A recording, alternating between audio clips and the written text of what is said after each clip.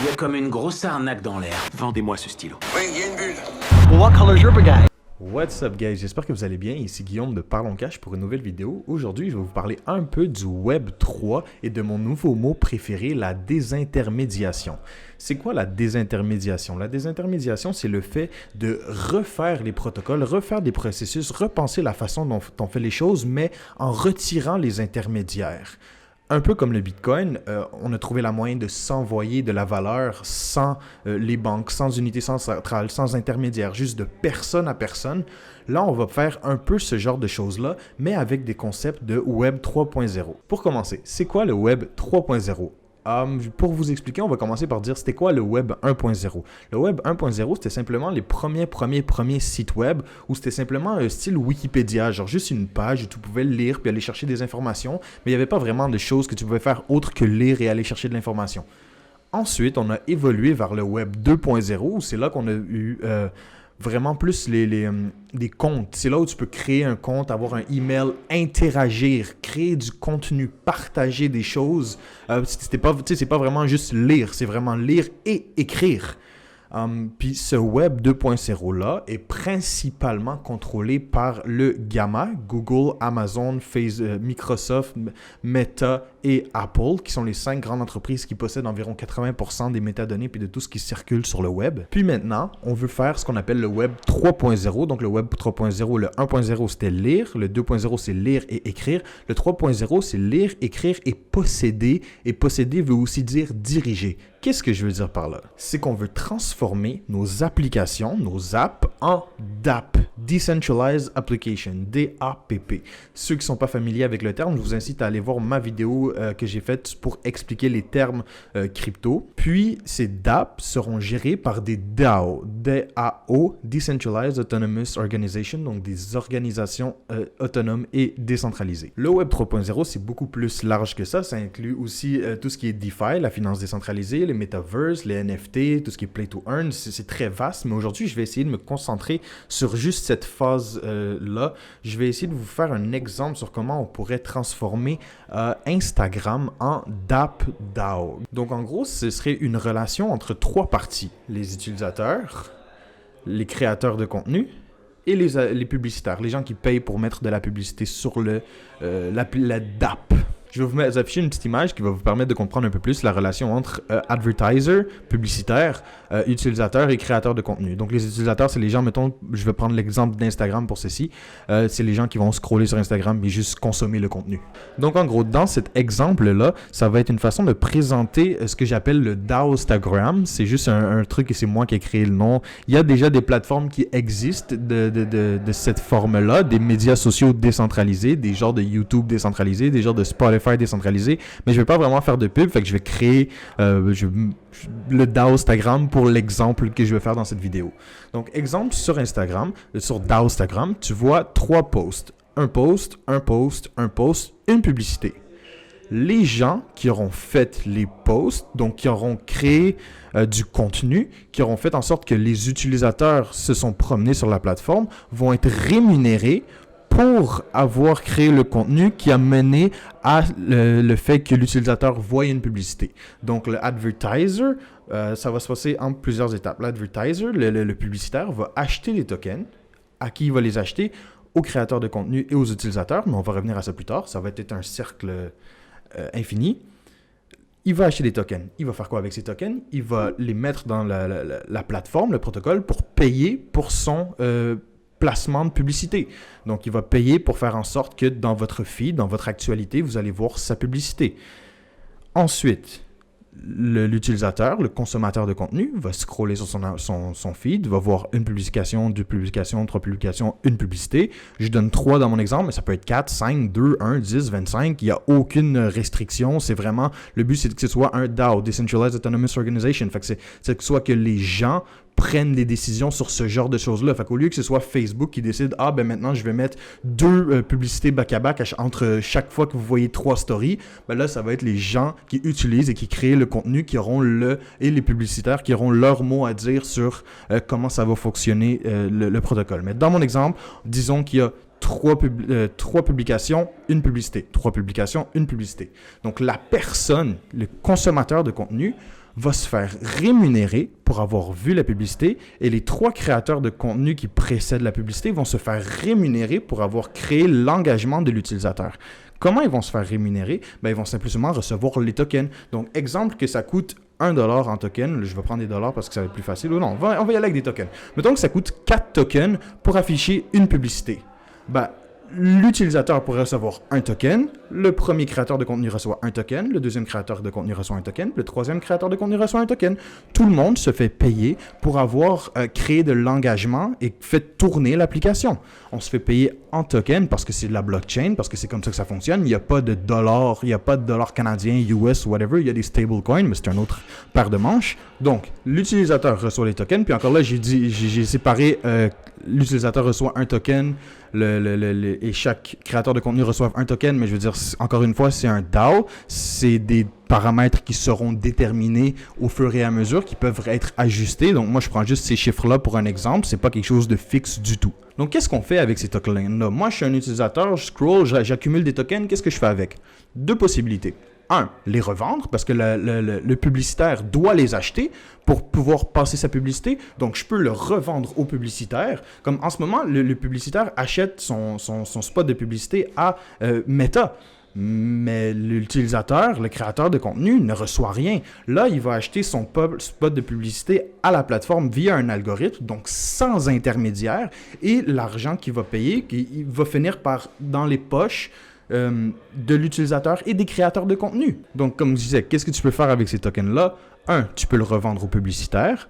2, tu peux le garder puis l'accumuler. Pourquoi tu le garderais? Mais c'est un DAO. Plus tu vas posséder de ce token-là, plus tu auras ton mot à dire sur la plateforme. Donc, plus tu interagis avec la plateforme, plus tu accumules des tokens, plus ton mot à dire est important parce que c'est toi qui utilises la plateforme, c'est toi qui est important là-dedans, c'est toi qui devrais avoir ton mot à dire là-dedans. C'est pas Meta qui devrait décider comment ça fonctionne, la plateforme que tu utilises, puis toi, tu n'as aucunement ton mot à dire. C'est ça le but d'un DAO, c'est que les gens qui l'utilisent, les parties prenantes, les gens qui sont réellement impliqués puis affectés par les décisions, c'est eux qui les prennent les décisions. Deuxième raison de garder les tokens, c'est que le token peut prendre de la valeur. Au début, qu'on va lancer les dApps, ça va être quelques centaines, milliers, dizaines de milliers, centaines de milliers. Il va y avoir une courbe d'adoption. Plus on est tôt dans la courbe d'adoption, plus les tokens vont être cheap, pas chers. Plus l'adoption va être grande, plus il y a des gens qui vont utiliser cette plateforme-là, plus il y a de publicitaires qui vont vouloir se procurer des tokens pour afficher leur pub sur cette plateforme-là, plus les tokens vaudront cher. Fait que toi qui utilises la plateforme, qui fait juste scroller et accumuler des tokens, tu peux les vendre, tu peux les accumuler pour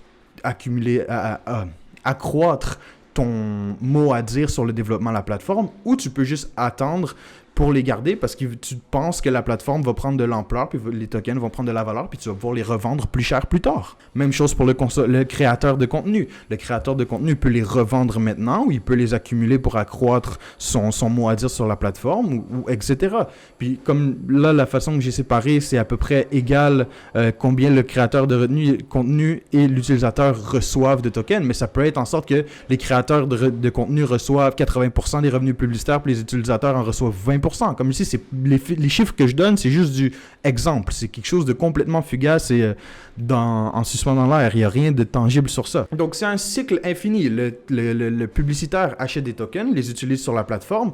Les créateurs de contenu publient du contenu et reçoivent des tokens à chaque fois que leur contenu est vu face à la publicité. Et les utilisateurs, chaque fois qu'ils voient de la publicité, reçoivent des tokens, puis ils vont les revendre. Tu sais, c'est un cycle infini. Donc, quel genre de décision on peut prendre? C'est quoi l'intérêt de garder ces tokens pour avoir plus son mot à dire sur la plateforme? Quel genre de décision on peut prendre par rapport à ça? Vous voyez, à l'époque, je me rappelle, j'ai toujours me rappelé comment ça a choqué les gens quand Facebook a décidé de transformer le mur en journal. Je ne sais pas si vous êtes assez vieux, si vous avez passé assez de temps sur Facebook à l'époque pour connaître ce moment-là, mais je sais qu'il y a énormément de gens que ça a choqué, qui étaient comme moi, j'aimais bien le mur, ça m'énerve le journal, comment c'est fait, ou le feed, il y a une époque où le feed était publié en ordre chronologique. Donc, si tu voyais quelque chose, c'était vraiment en ordre qui avait été publié. Maintenant, il y a des algorithmes, il y a des choses qui sont faites pour faire en sorte que ce soit par intérêt, plus c'est intéressant, plus ça va être poussé, plus ça va être mis de l'avant, entre guillemets, parce qu'on sait qu'ils sont très manipulés sur qu'est-ce qu'ils jugent intéressant et informatif et désinformatif, mais ça, c'est un autre sujet.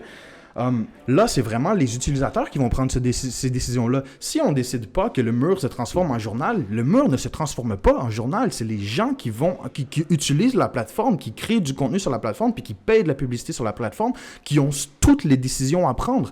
Il n'y a pas d'intermédiaire, il n'y a pas de Facebook, il n'y a pas de Meta, il n'y a pas d'autres entreprises surpuissantes par-dessus tout le monde qui prennent des décisions qui affectent l'entièreté du fonctionnement de l'application. C'est ça qui est beau avec ça. Donc, comme je disais, les revenus que je donne, c'est des exemples. On peut prendre, ça peut être quelque chose qui va être voté. Est-ce qu'on vote pour que ce soit les créateurs de contenu qui fassent le plus d'argent? Est-ce qu'on vote, tu sais, combien ils font à chaque combien de publications on va voir une pub? On peut tout décider ça entre nous sans que ce soit, encore une fois, une entité centrale qui prenne la décision. Des intermédiations. On prend les intermédiaires puis on les met aux poubelles. On n'a pas besoin d'eux. On est capable de créer notre web avec nos moyens sans eux. Il y a déjà plusieurs plateformes qui existent. J'ai pas envie de les nommer parce que je veux pas faire de publicité puis je veux pas m'engager dans aucune. Personnellement, j'ai pas acheté de token ou je suis pas encore sur ces plateformes-là, mais je compte mettre mes vidéos sur ces plateformes. Pourquoi?